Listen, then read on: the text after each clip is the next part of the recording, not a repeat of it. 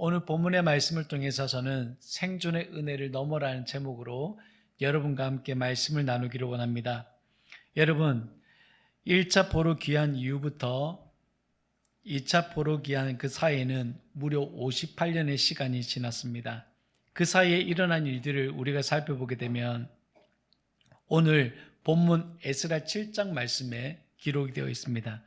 우리가 에스라서를 읽다가 6장에서 7장으로 넘어갈 때 조금 낯설다고 느끼신 적이 있으실 겁니다. 성경책이라는 것이 종이 한 장만 넘기면 마치 6장에서 7장으로 바로 이어지는 것처럼 보입니다. 하지만 실제 역사 속에서는 이 두 장 사이에 무려 58년이라는 아주 긴 시간이 흐른 것이죠. 말씀은 짧게 이어지지만 역사는 결코 짧지가 않습니다.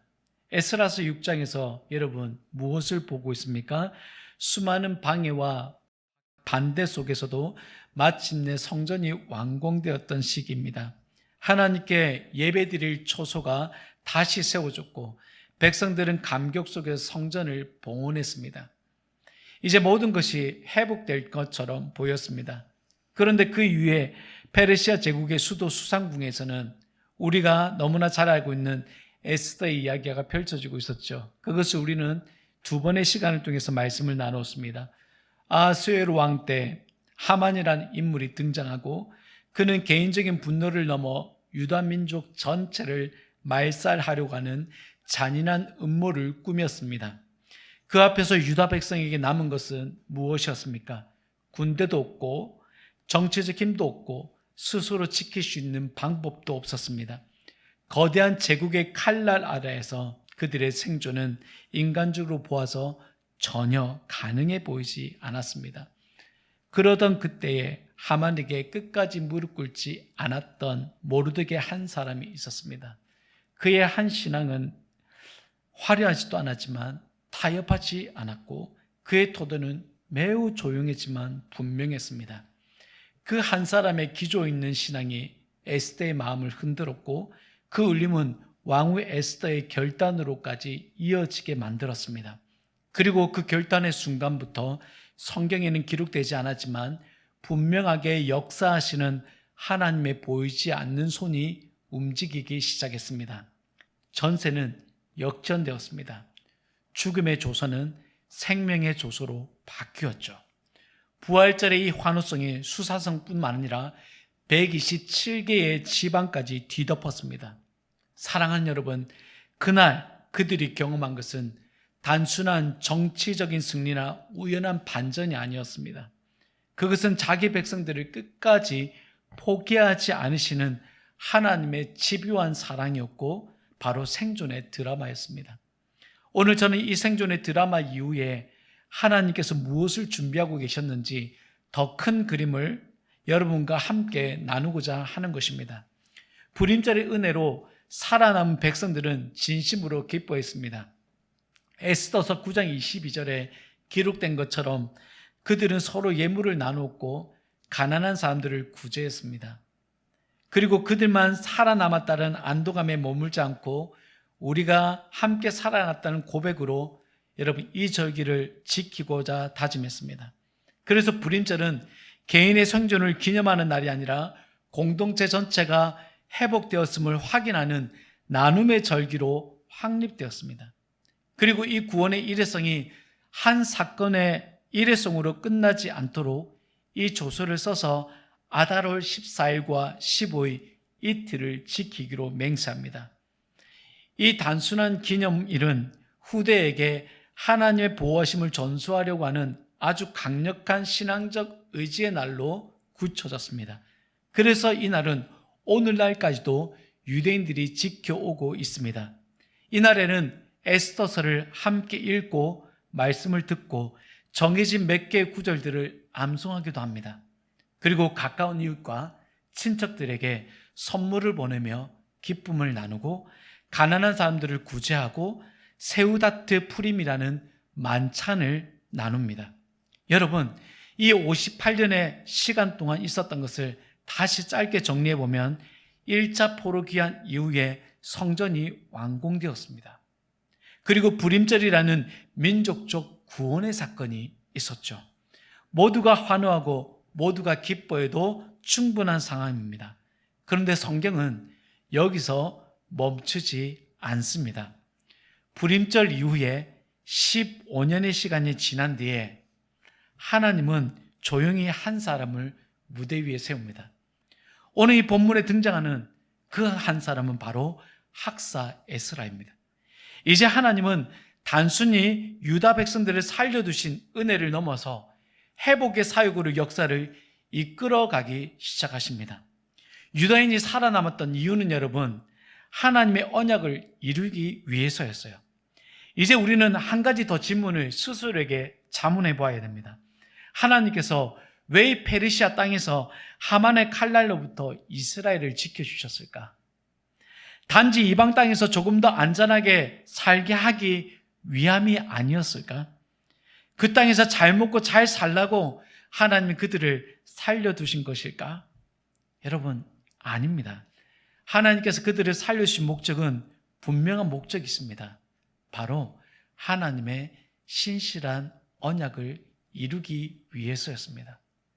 오늘 여러분과 저를 살리신 이유도 하나님의 그 언약을 이루시기 위한 하나님의 발판이에요. 그렇다면 그 하나님의 약속이 어떻게 이루어졌는지, 또 그 약속을 하나님께서 왜 이루시려고 하시는지 기원전 586년으로 돌아가 보겠습니다.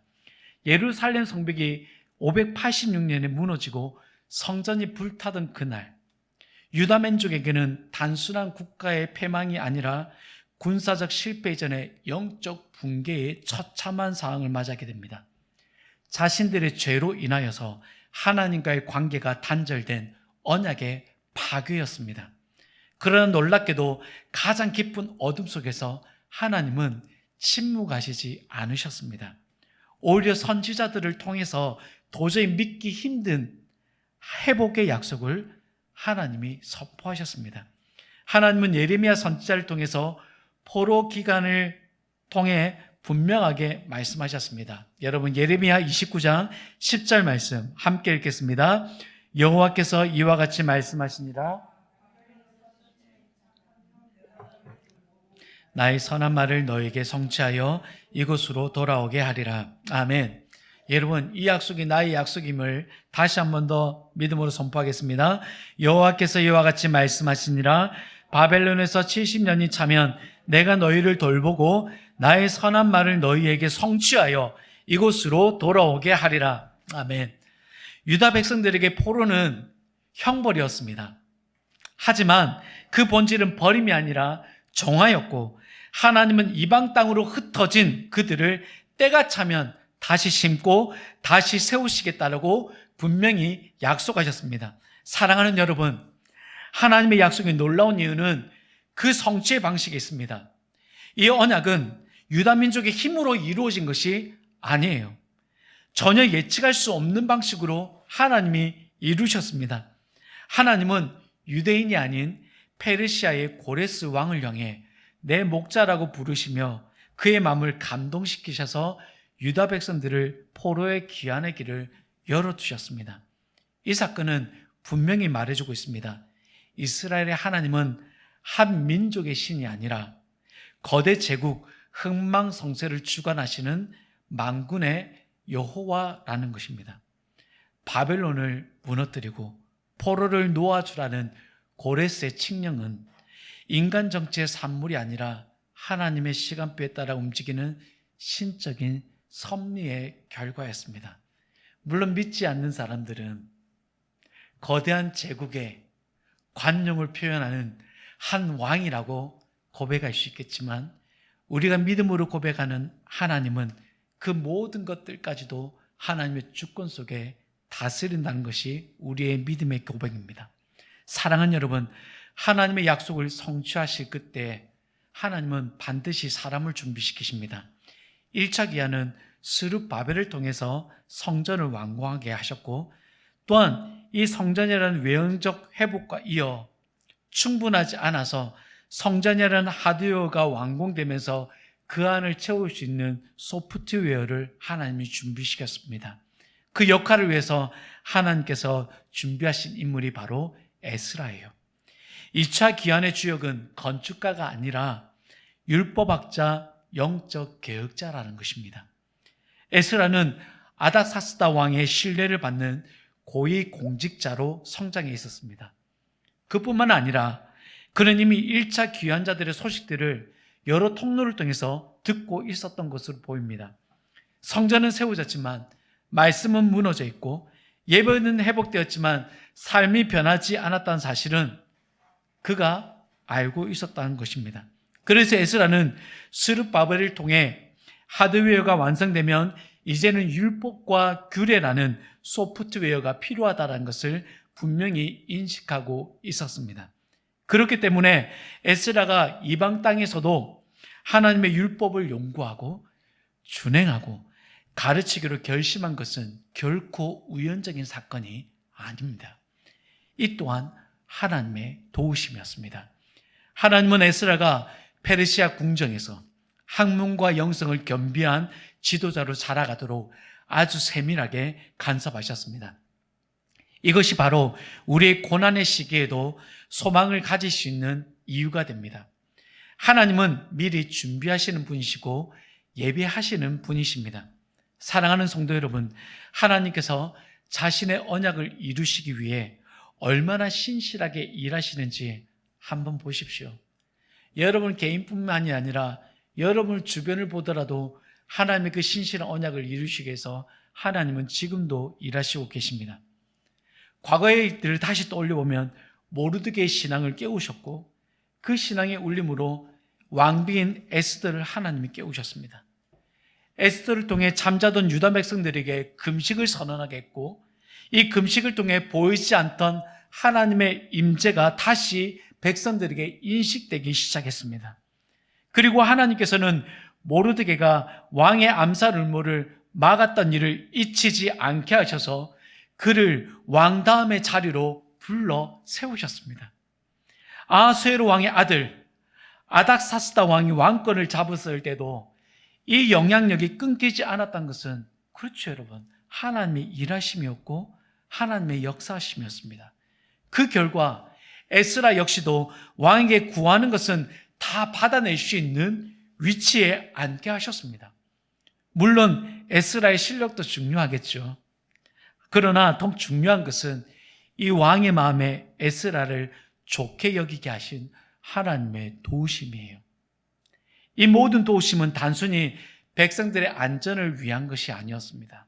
그 목적은 너무나 분명했습니다. 예루살렘으로부터 시작될 언약의 회복이었어요. 그래서 아닥사스다 왕은 에스라에게 이러한 조서를 내립니다. 에스라 7장 12절 13절 말씀 우리 서로 교도가 열도록 하겠습니다. 모든 왕의 왕 아닥사스다는 하늘의 하나님의 율법에 완전한 학자 겸 제사장 에스라에게 조서를 내려놓으니 우리나라에 있는 이스라엘 백성과 그들 제사장들과 레위 사람들 중에 예루살렘으로 올라갈 뜻이 있는 자는 누구든지 너와 함께 갈지어다. 에스라가 준비되었을 때 하나님의 은혜는 아하수에르 왕의 그 아들 아닥사스다 왕의 마음을 움직여서 전폭적인 지원을 이끌어냅니다. 여러분, 불임절 사건과 준비된 사람 에스라를 통해 하나님은 불가능해 보이지만 2차 포로에 기회하는 길을 여신 거예요. 여러분, 이것이 왜 하나님의 놀라운 기적이냐라고 생각하냐면 왕이 그의 아들에게 왕권이 이어지게 될 때 여러분, 그 왕의 모든 권력과 흐름들은 한순간에 뒤바뀌어질 수 있습니다. 그래서 요셉을 알지 못했던 왕이 나타났을 때 어떻겠습니까? 백성들을 관용적으로 했던 애굽 왕이 갑자기 돌변해서 그 이스라엘 백성들을 종으로 부리기 시작했죠. 그리고 심지어 고된 노동까지 부여하여서 이스라엘 백성들을 괴롭혔어요. 그런데 아하수에로 왕 다음이 이어진 아닥사스다 왕이 여전히 유다 백성들을 향한 여러분 이런 친화 정책을 펼친 것은 하나님께 놀라운 은혜 아니고서는 설명할 수가 없는 분입니다. 오직 자신을 도우시는 하나님의 선한 손만을 의지하면서 에스라는 개혁의 길을 걸어갑니다. 사랑하는 성도 여러분, 바벨론 포로 귀환의 역사와 에스라의 준비 과정은 오늘을 사는 우리들에게 아주 중요한 질문을 던집니다. 우리는 하나님의 약속을 믿으면서 하나님은 지금도 우리 인생의 포르기 같은 고난의 시간 속에서 회복을 약속하시며 우리 각자를 이 시대에 에스라로 빚고 계신다는 것입니다. 당장 눈앞의 결과가 보이지 않다 하더라도 묵묵히 말씀에 창념하고 자신을 준비하는 자에게 하나님께서는 그의 선한 손으로 반드시 나타나게 될 줄 믿으시기를 축복합니다. 우리가 한 가지 더 기억해야 될 것은 하나님의 은혜는 여러분 일회성으로 끝나지 않아요. 여러분을 회복하고 나서 그것으로 끝나지 않습니다. 생명의 보존으로 언약을 이룰 하나님의 사명으로 이끈다는 것입니다. 그래서 하나님의 은혜는 언제나 그 은혜를 통해 다음 역사를 준비하여 나아가십니다. 그래서 우리가 살펴보게 될 것은 생존을 넘어 하나님은 사명으로 가는 길들로 이끈다는 것입니다. 에스라는 유다 민족의 생존을 지켜주신 하나님의 은혜를 입고 예루살렘을 향하여 길을 떠납니다. 그러나 그 길은 안전하거나 쉬운 길은 아니었습니다. 에스라 7장 9절 말씀 함께 읽겠습니다. 첫째 달 초하루에 바벨론에서 길을 떠났고 하나님의 선한 손에 도우심을 입어 다섯째 달 초하루에 예루살렘에 이르니라. 여러분, 오늘 본문에 보면 첫째 달부터 다섯째 달 초하루에 예루살렘에 이르렀다고 하죠. 그렇다면 바벨론에서 예루살렘까지의 거리의 기간이 4개월이 걸렸다는 뜻입니다. 이 4개월의 기간이 걸렸다는 데 있어서 이 거리는 무려 1500km의 거리였습니다. 4달이라는 강행군이 있었고 노약자와 어린아이들 그리고 왕으로부터 하사받은 막대한 성전 보물들을 이끌고 가야 하는 것은 굉장히 위험한 여정이었습니다. 여러분, 하나님 분명히 저와 여러분이 은혜를 주셨어요. 사명의 길들로 우리가 걸어가게 될 때 이 여정이 여러분 결코 짧은 길이 아니라는 거예요. 그런데 더 우리 가운데 위협이 되는 것은 하나님께서 우리에게 주신 그 은혜가 이 여정 가운데서 갉아먹거나 무너뜨릴 만한 위험한 여정이 될 수도 있다는 거예요.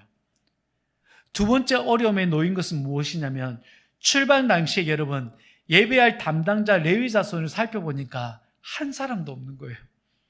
예루살렘에 가서 제사장 레위 조상들과 함께 이 예배를 또한 세워나가야 되는데 제사장이 한 사람도 없는 거예요. 그래서 이 문제 또한 에스라는 또한 그 자리에서 하나님의 도우신 가운데서 그 레위 사람을 그 정한 합당한 수들을 채워지게 됩니다. 그런데 여러분 이 채워진 것도 하나님의 은혜죠. 그런데 또다시 한 가지 문제에 또 봉착합니다. 이것은 가장 큰 위기일 수도 있습니다. 길 한가운데 서 있을 때 에스라는 약속에 따른 가는 길 길목에 아하와 강가에서 더 이상 전진하지 못하고 멈춰서게 만들어버렸습니다. 그 이유가 무엇인지 에스라 9장 21절에 이렇게 기록합니다. 그곳 아하와 강가에서 금식을 선포하고 우리 하나님 앞에서 스스로 겸비하여 우리와 우리 어린아이와 모든 소유를 위하여 평탄한 길을 그에게 강구하였으니. 여러분 모든 준비가 끝난 것 같아 보이지만 사실 그들은 언제든지 약탈자들에게 모든 것을 빼앗길 수 있는 가장 취약한 상태에 놓여 있었습니다. 사명을 따라서 움직이기 시작했지만 현실은 오히려 더 분명한 위협 가운데 드러났습니다. 사명자의 길은 언제나 하나님의 약속과 인간의 연약함이 정면으로 부딪히는 자리입니다. 이건 여러분 비단 저에게도 똑같이 적용되는 것 같습니다. 여러분 그때마다 하나님의 도우심을 입는 것이 사명자에게 허락된 은혜이지만 동시에 모든 것을 내려놓고 기도로 서야 하는 순간이 반드시 찾아온다는 것입니다. 이때 에스라가 선택한 금식은 더 이상 내가 할 수 있는 것이 없다라는 자기 부인과 철저한 비움으로 나타났습니다. 에스라는 자신들이 거느린 어린아이들과 성전 보물들이 광야의 위험 앞에서 얼마나 무력한지를 정확히 알고 있었습니다. 나를 부유하게 해줄 것 같은 것 같지만 실제적으로는 아주 무력한 것으로 바뀌어버렸습니다. 그는 왕에게 요청하면 군사를 얻을 수 있는 위치에도 있었습니다. 하지만 에스라는 사람의 힘을 더하는 대신에 하나님의 능력을 구하는 길을 선택했습니다.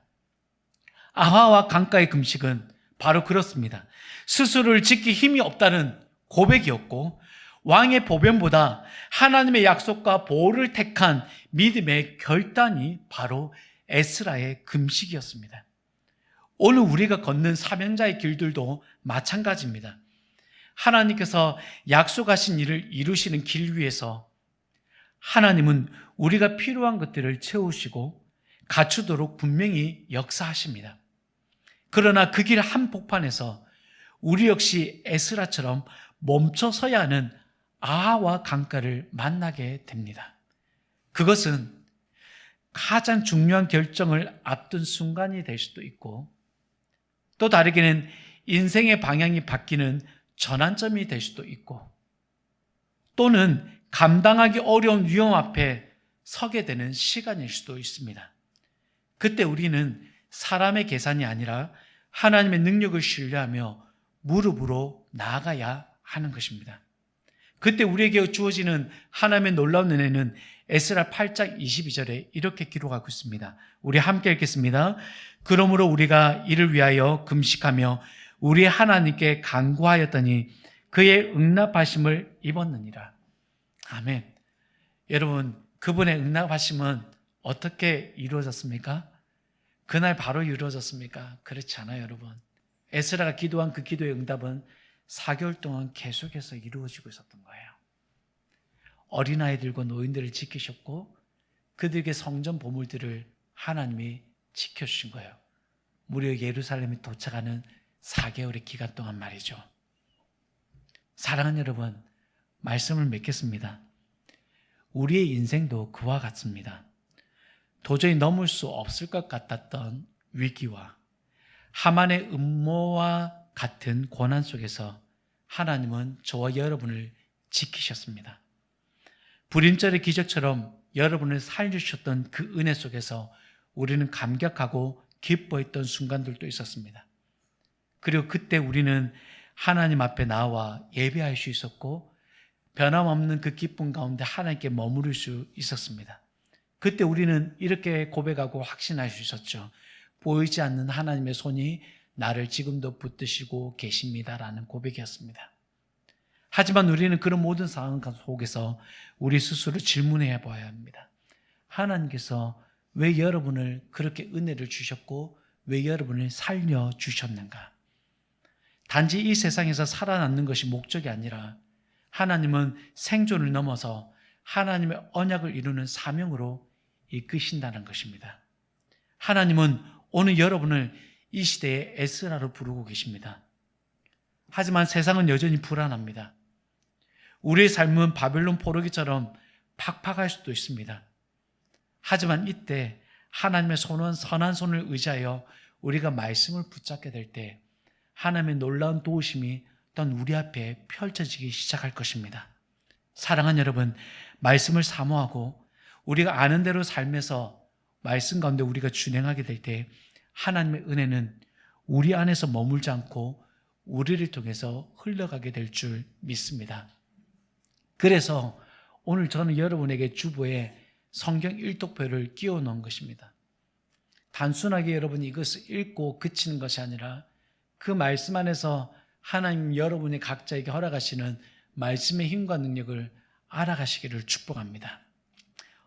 결단하는 우리 모든 성도님들 가운데 하나님의 그 선한 손이 영원히 함께하고 그 은혜의 풍성한 간증이 여러분 가운데 가득히 채워지시기를 주님의 이름으로 축원합니다.